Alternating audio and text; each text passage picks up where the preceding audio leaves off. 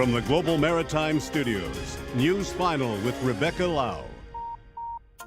Every weekend, Global Maritime's viewers tune into the evening news with Rebecca Lau. Good evening. Emotions were running high in a Dartmouth courtroom today. At 26 years of age, she hasn't been at it for long, but she's already accomplished a lot. These days, there is no escape from wireless technology. The rapid progression of her career, however, won't come as a surprise to those that know her well. As a matter of fact, Rebecca was actually running a newspaper with her brother at the ripe old age of 8. Vancouver Galaxy, it was called.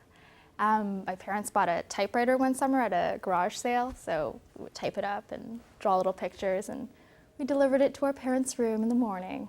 From early morning childhood newspapers, to a degree and accolades at Carleton University, to reporting gigs with the CBC in Ontario, to a position with Global Maritimes in Fredericton, and finally in Halifax as both a reporter and anchor.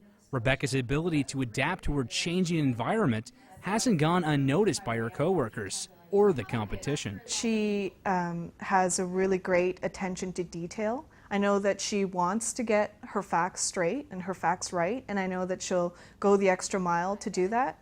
Well, if you haven't already found one, the scramble for Halloween. She's very smart and she learns quickly, and she's made a lot of progress, I think, on air in the short time that she's been on air. And she'll tell you that probably herself too, that she looks like a seasoned professional now, and she's still just a young woman. A young woman who, despite her early successes, acknowledges that even today, some stereotypes persist in the broadcasting industry. When I was in university, I actually applied for a fellowship, and during the interview with the board members, one person on the board actually asked me, is it difficult being in journalism or having chosen journalism because you come from an Asian background?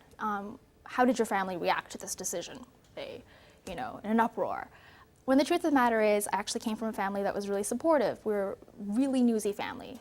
Every night we'd watch maybe 2 to 3 newscasts on average. We had subscriptions to 3 different newspapers because we all had our own different tastes. So I actually came from, I would say, a background that really fostered a love of journalism and an interest in reporting.